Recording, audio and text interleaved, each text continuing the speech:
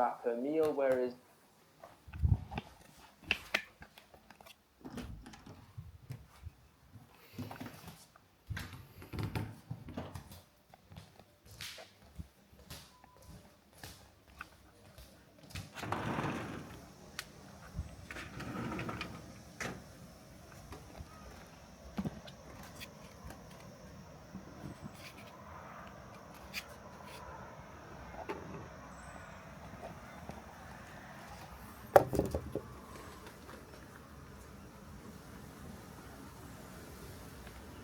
going to a restaurant, you could spend 3, 4, 5, 600 baht. So let's put it as 500 baht a day, which works out as 14,000 Thai baht per month, $440 a month.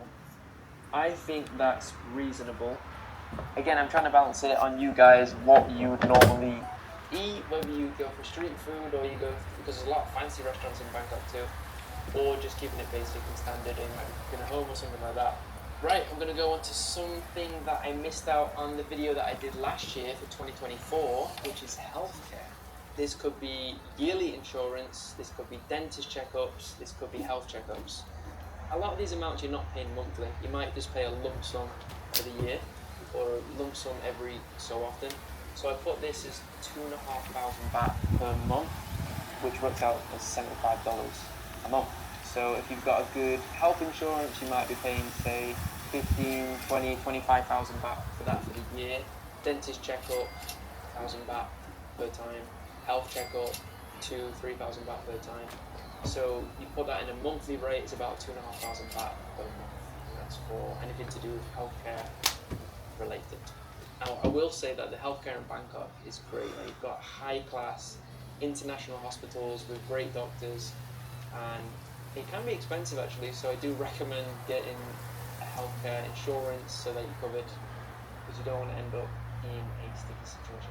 Okay, next one is visa costs. I know a lot of you guys have a lot of questions when it comes to visas, because that is a hot topic in Thailand, and also one of the most important things about living here is making sure you have a visa so you can stay.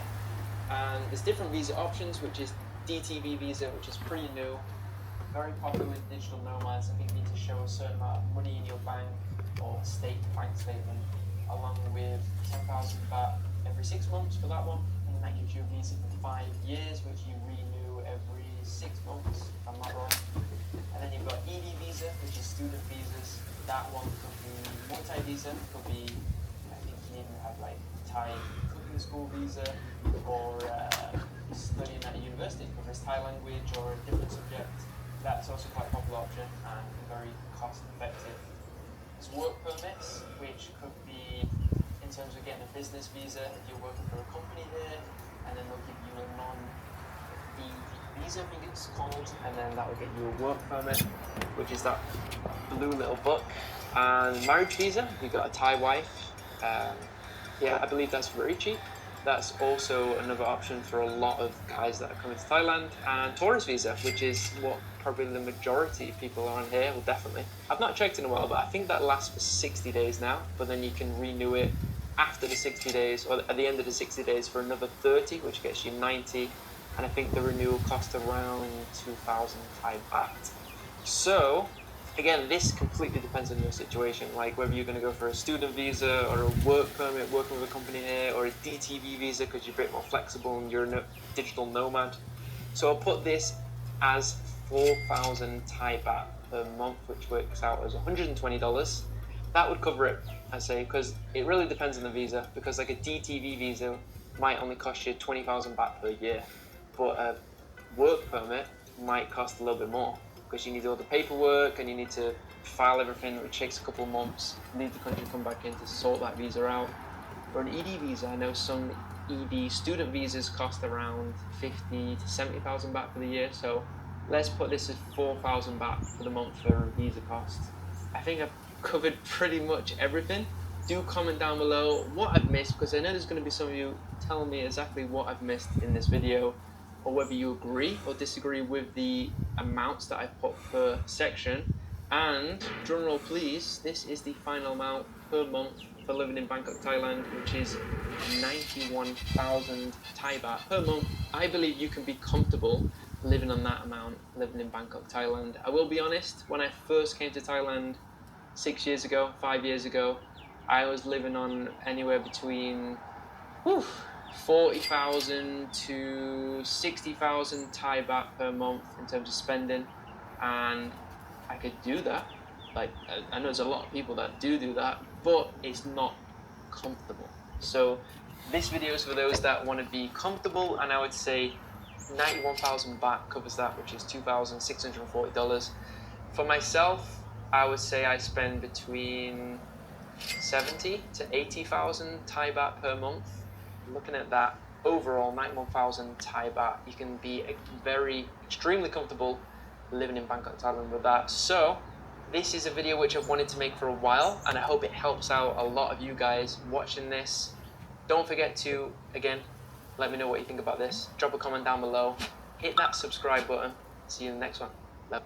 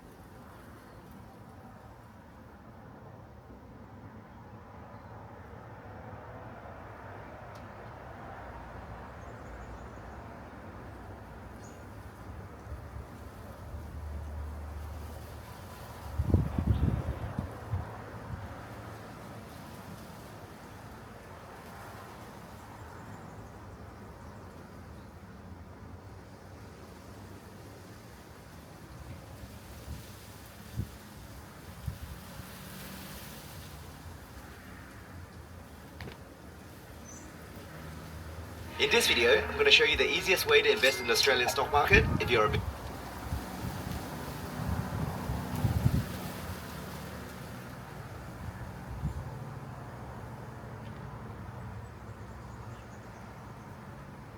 Have you ever seen your mum going out for drinks with a guy friend? I don't think so. What about your dad going out on a Saturday with a girl?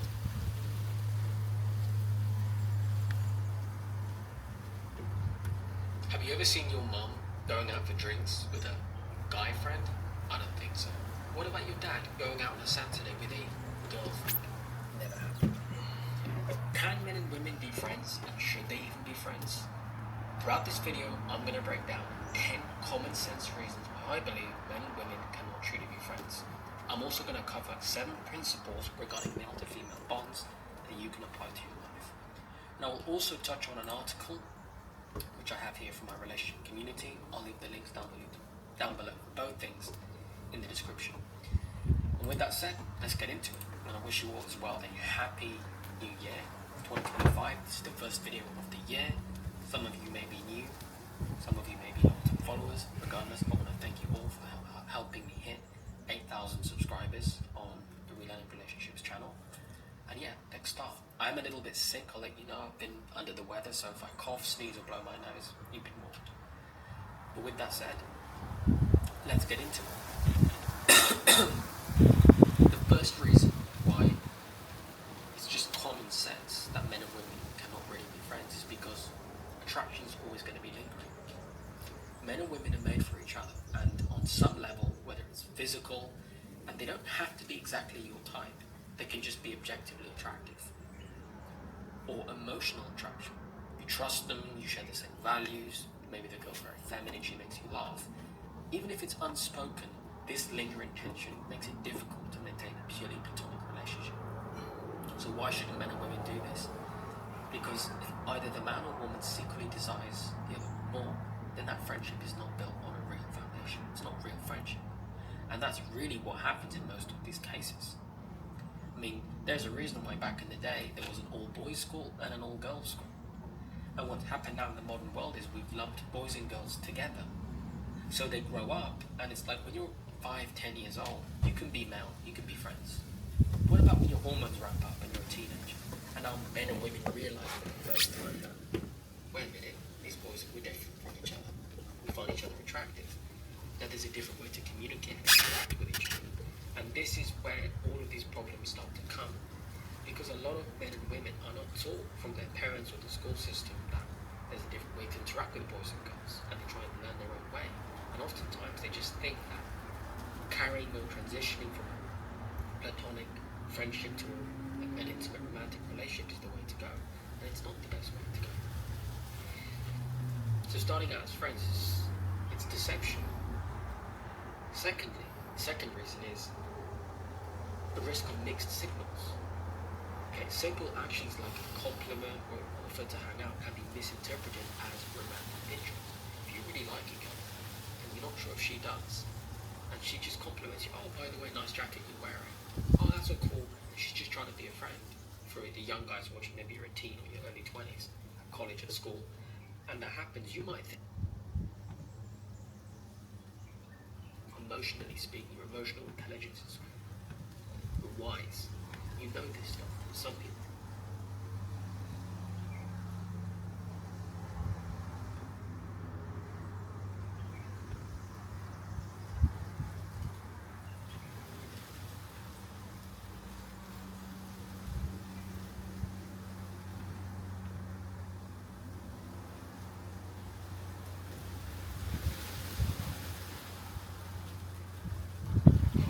Monkey branching is one of the most painful experiences.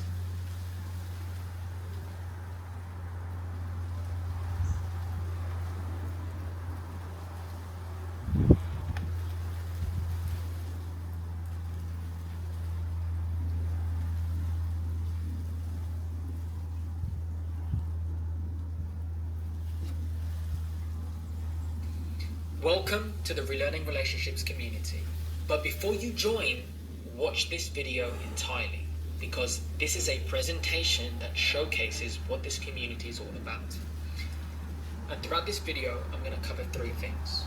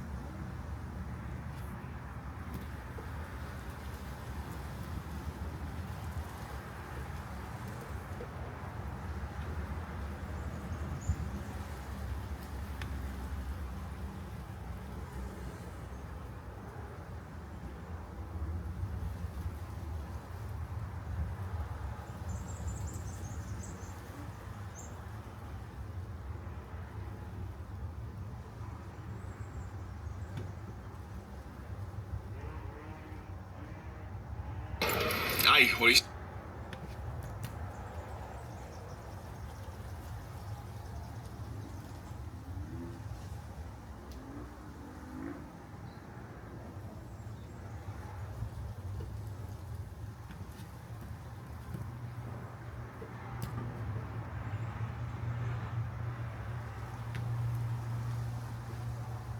Round number 2. Back into that guided breathing session. Relax to the deepest. Lie down, sit down, whatever it takes. Relax. Are you ready? Here we go. Round number 1. Breathe in, breathe out, breathe in, breathe out. Just go with the flow of the breath. In, out, in, out, in, out, in, out, into the belly, into the chest, and let go. Like a wave. Make it circular. Fully in and letting go. Just keep on going. No pause between inhalation and exhalation.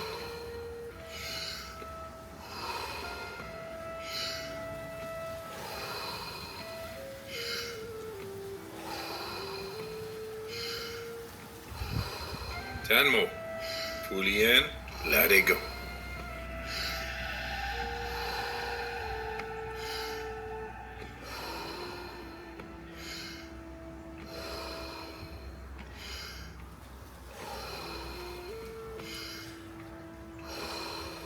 Five more.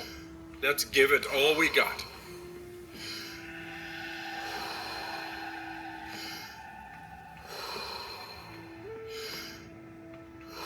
Last one. Fully in and let go. All right. 1 minute breath hold from now on. Be in this moment. Let the body do what the body is capable of doing. Be aware of your heartbeat. Slow it down and just be in this moment. Let that relaxation spread down to your toes, into your fingertips, to the base of your neck and head. You are almost there. Do you want to prolong your breath hold? Pause the video now and continue when you feel the urge to breathe. Okay, recovery breath in. 5, 4, 3, 2, 1. Take a deep breath in and hold for 15 seconds.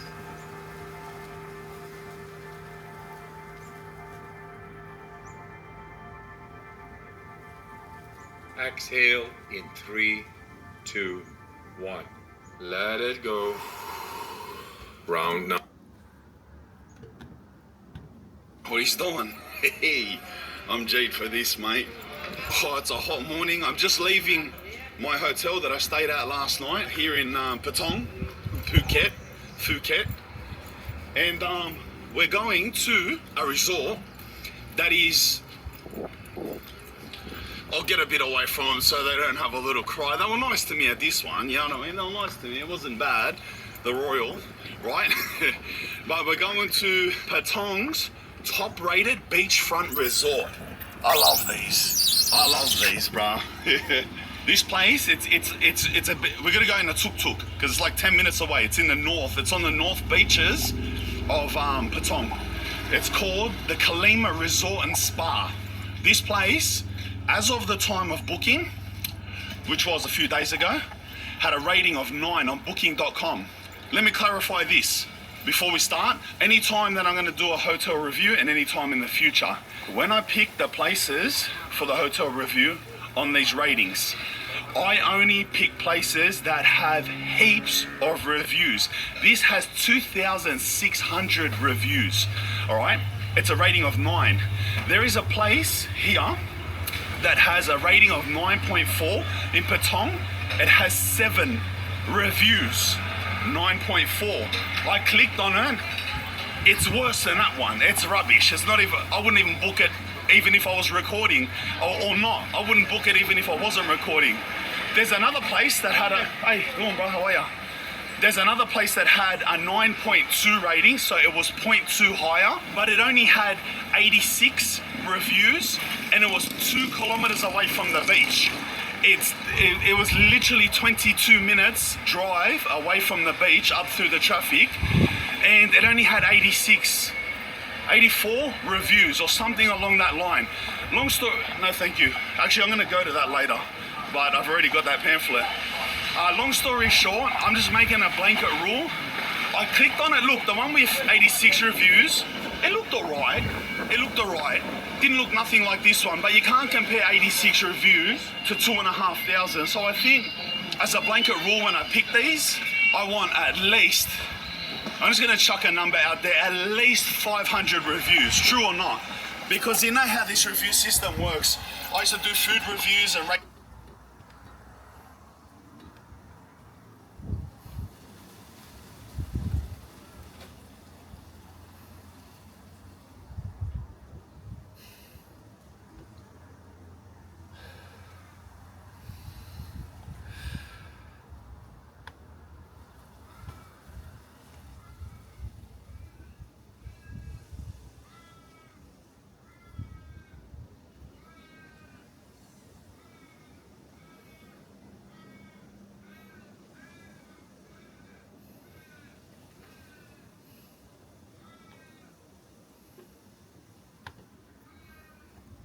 And rate top rated, worst rated places, and one of these hotels, all they got to do is start a new business, put in like 20 of their own fake 10-star reviews. Then when other people start reviewing them and giving 6s, they still end up on 9. You know what I mean?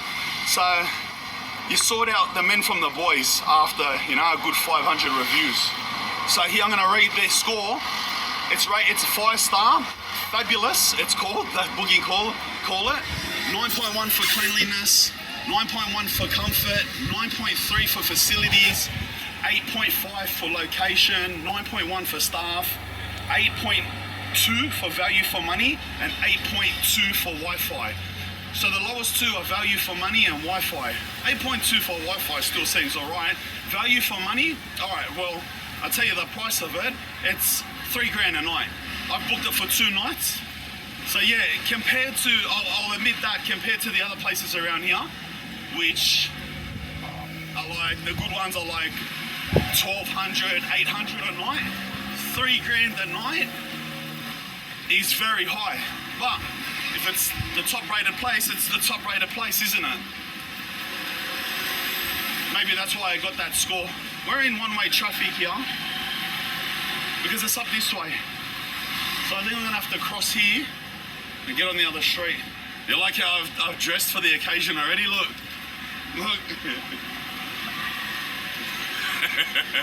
Like I've grown up here, eh? Yeah, well actually I said $3,000 a night, it's 2,938, 2,938 a night. Do these lights even work? I'm pressing the button like I'm in Australia. Look, all the masseuses over there are laughing at me. Look at this bloke, he pushes the button. Come on, mate. It's such a tourist place. You could make traffic lights that work. At bare minimum.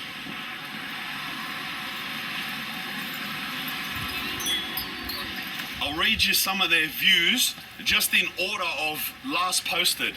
This isn't like best reviews or I'm sorting out anything. This is just this order of last posted. Endless facilities. You wouldn't have to leave if you didn't want to. Great location and plenty to do. Josh from the United Kingdom. Paul from Australia. Amazing staff and the best facilities. Food and drink were also excellent and reasonably priced. The most popular facilities, an outdoor pool, airport shuttle, fitness center, spa and wellness center, tea and coffee maker, bar. Pretty usual, what you expect. Oh. Walking over drains here in most of Southeast Asia hits you like some crazy like thickness, bruh. It goes right in, you taste the air.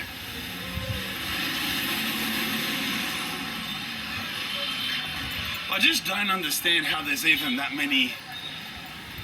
much of a customer base to support so many massage places back to back. You will walk past 8 massage places, each with 12 people working inside, back to back. It's like, bro, do you know what I mean? Like, who's getting all of these, bro? Alright, tuk-tuk we need. Yeah, I need a tuk-tuk. Kalima Resort.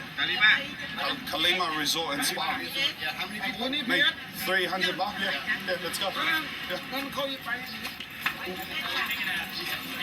I nearly died. I nearly broke my ankle. Looks like we're going in the back of a nightclub. Massage. Oh, I just say yes to whatever price they say. 300 baht. Yeah, alright. I don't really understand the conversion rate, and to be honest, I don't care. The last thing I try to do when I come to poor countries is, not that this is a poor country, to be honest. Definitely when I was in the Philippines and Cambodia, I was just like, whatever they say, just give them more, bro. Here though, even though we're here, I definitely wouldn't try to bargain them down. What for, brother? Just have it. You know what I mean? I'm from Australia, bro. If I can pay bloody $3,000 a night to stay in a room for, you know what I mean? For 24 hours, I can give matey his bars, lad. 300 baht, it's hot, lad. He'll try full bar chickens, panay chickens, lad. Oh, the water's mad.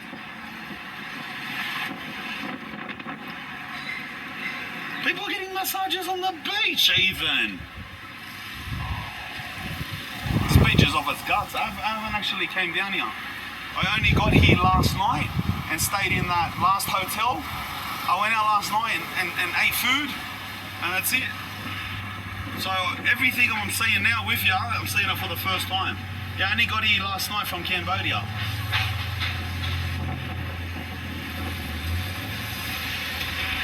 That's a mad beach, look here.